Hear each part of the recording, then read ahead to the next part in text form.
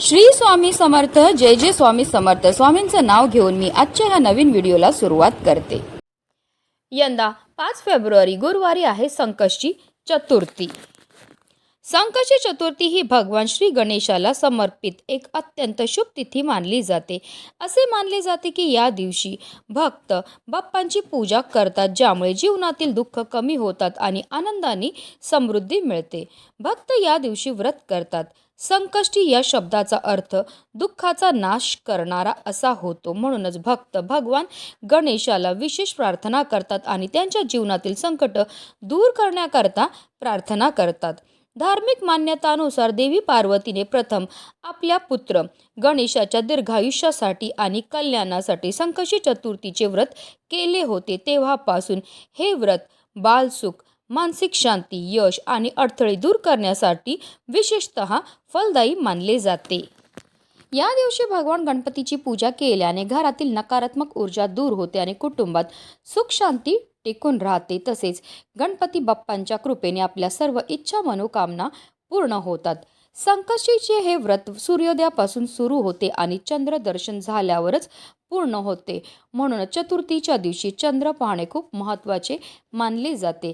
चंद्र पाहिल्यानंतरच हे व्रत संपते व पूर्ण होते.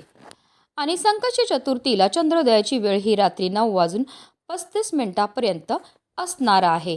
यावेळी चंद्राला आपल्याला जल अर्पण करायचं आहे आणि त्याची पूजा करून मग व्रत सोडायचं आहे. यंदा संकष्टी चतुर्थीला सुकर्मा योग जुळून येत आहे. या योगामध्ये पूजा केल्याने पूजेचं आपल्याला अनंतपटीने पुण्यफळ हे प्राप्त होत असतं.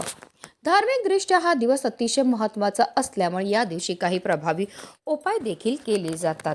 आणि म्हणून संकष्टी चतुर्थीच्या दिवशी तुम्ही व्रत नाही केलं तरीही चालेल, पण प्रत्येकाने आपल्या मुलांच्या उज्ज्वल भविष्यासाठी करा 108 हिरव्या मुगांचा जबरदस्त उपाय. हा उपाय केल्यामुळे आपल्या मुलांच्या आयुष्यामध्ये असणारे सर्व संकट, विघ्न, दोष दूर होणारच आहेत, पण त्यांची प्रत्येक क्षेत्रामध्ये भरभरून अशी प्रगती होणार आहे. आपल्या मुलांवर कधीही कोणत्याही प्रकारचं वाईट संकट हे येणार नाही. तर हा 108 हिरव्या मुगांचा उपाय आपल्याला कसा करायचा आहे, कोणत्या वेळेत करायचं, त्याबद्दल सविस्तर आणि महत्त्वाची अशी माहिती मी तुम्हाला या व्हिडिओमध्ये देणार आहे. तर व्हिडिओ पूर्ण पहा आणि जर चॅनलवर नवीन असतील तर चॅनलला सबस्क्राईब करा आणि कमेंटमध्ये ओम गणपतये नमः यायला विसरू नका.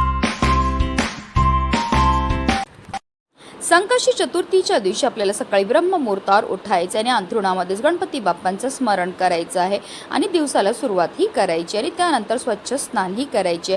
जर शक्य झालं तर या दिवशी लाल किंवा पिवळ्या रंगाचे वस्त्र परिधान करा.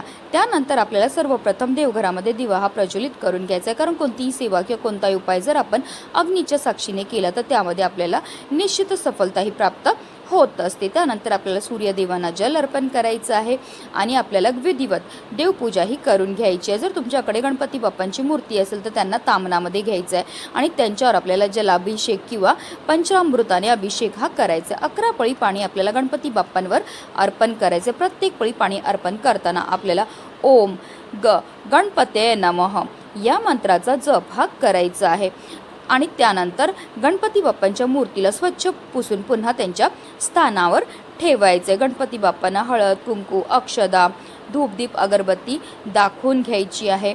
त्यानंतर जे तीर्थ आपण तयार केलेलं आहे ते आवर्जून आपल्या मुलांना प्यायला द्यायचं. असं हे गणपती बाप्पांना जलाभिषेक केलेलं तीर्थ आपल्या मुलांना प्यायला दिल्यामुळे त्यांच्या बुद्धीमध्ये बऱ्याच प्रमाणामध्ये वाढही होत असते. त्यानंतर गणपती बाप्पांना आपल्याला जास्वंदाचं फूल अर्पण करायचं आहे. त्याचबरोबर 21 दुर्वांची जुडी आपल्याला अर्पण करायची. ही जुडी अर्पण करताना आवर्जून आपल्याला आपल्या मनातली इच्छा बोलून अर्पण करायची आहे. त्यानंतर गणपती बाप्पांना गोडाचा नैवेद्य हा दाखवायचा आहे. तुम्ही लाडू, मोदकचा नैवेद्य दाखवू शकतात किंवा अगदी तुम्ही गुळ खोबऱ्याचा नैवेद्य दाखवला तरीही चालणार आहे. दिवसभर आपल्याला व्रत करायचं आहे. संकष्टी चतुर्थीच्या व्रत कथेचं पठण किंवा श्रवण करायचं आहे. रात्री चंद्र उगवल्यानंतर आपल्याला चंद्राला जल अर्पण करायचं आहे, फुले अर्पण करायची आहेत आणि त्यानंतर आपल्या मनातली इच्छा बोलायची आहे. असं केल्यामुळे आपल्या घरामध्ये सुख समृद्धी राहते. त्यानंतरच आपल्याला व्रत हे सोडायचं आहे. आता हा उपाय आपल्याला कधी करायचे, तर हा उपाय आपल्याला संकष्टी चतुर्थीच्या दिवशी तुम्ही संध्याकाळी 6 वाजल्यापासून रात्री 12 वाजेपर्यंत करू शकता. हा उपाय सुरू करायच्या अगोदर सर्वप्रथम आपल्याला देवघरामध्ये दिवा हा प्रज्वलित करून घ्यायचा आहे, कारण कोणतीही सेवा किंवा कोणताही उपाय जर आपण अग्नीच्या साक्षीने केला तर त्यामध्ये आपल्याला निश्चितच सफलता ही प्राप्त होत असते।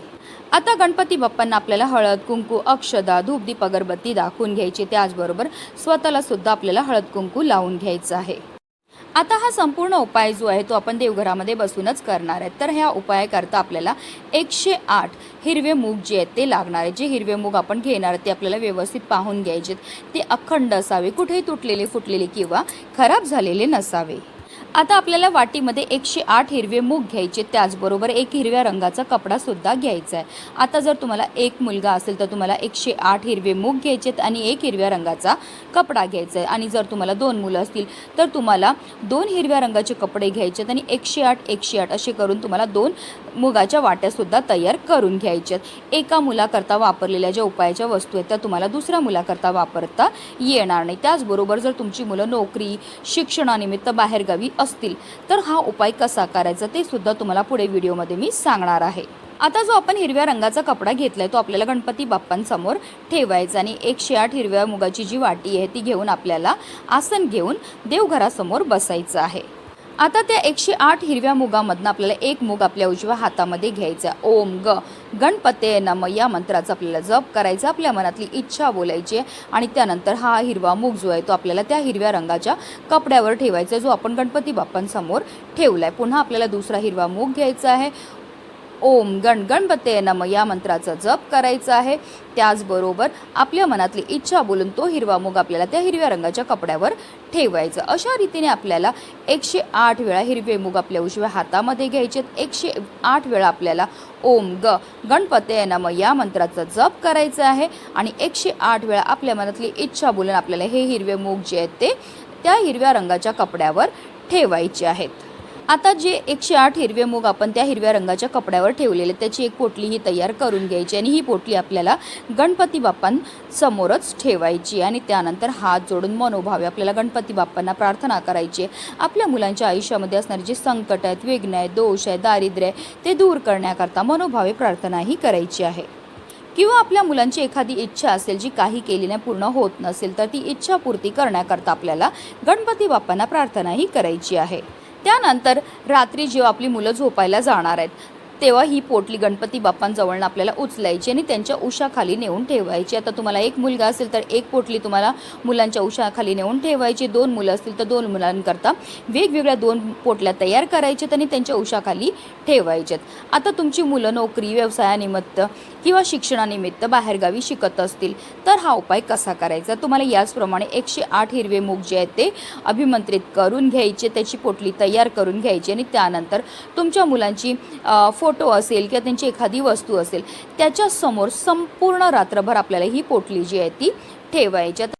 दुसऱ्या दिवशी आपल्याला सकाळी लवकर उठायचं आहे, स्नान करायचं, देवपूजा करून झाल्यानंतर ही पोटली आपल्याला तिकडनं उचलायची आहे आणि आपल्याला घेऊन जायचं आपल्या घराजवळ असणाऱ्या गणपती बाप्पांच्या मंदिरामध्ये जाताना आवर्जून गणपती बाप्पांना प्रिय असणाऱ्या वस्तू घेऊन जा। जसं की गणपती बाप्पांना दुर्वा अतिशय प्रिय आहे, जास्वंदीचे फूल अतिशय प्रिय, गोडाचा नैवेद्य घेऊन जायचं आहे। मंदिरामध्ये गेल्यावर सर्वप्रथम गणपती बाप्पांसमोर आपल्याला दिवा हा प्रज्वलित करून घ्यायचा। गणपती बाप्पांना हळद कुंकू अक्षदा धूप दीप अगरबत्ती दाखवून घ्यायची आहे, त्यांना जास्वंदाची फुलं अर्पण करायची, दुर्वा अर्पण करायचे आणि त्यानंतर आपल्याला ही जी पोटली आहे ती आपल्या हातामध्ये घ्यायची। पुन्हा एकदा आपल्याला आपल्या मुलांच्या आयुष्यामध्ये असणारी जी संकट आहेत, विघ्न आहेत, दोष आहेत, दारिद्र्य आहे ते दूर करण्याकरता मनोभावे प्रार्थनाही करायची। आता तुमची मुलं मोठी असतील तर मुलांच्या हातानेच ही पोटली जी आहे ती गणपती बाप्पांच्या चरणावर अर्पण करायला लावा। संकष्टी चतुर्थीच्या दिवशी हा उपाय करण्याला अतिशय महत्त्व आहे, कारण संकष्टी चतुर्थीच्या दिवशी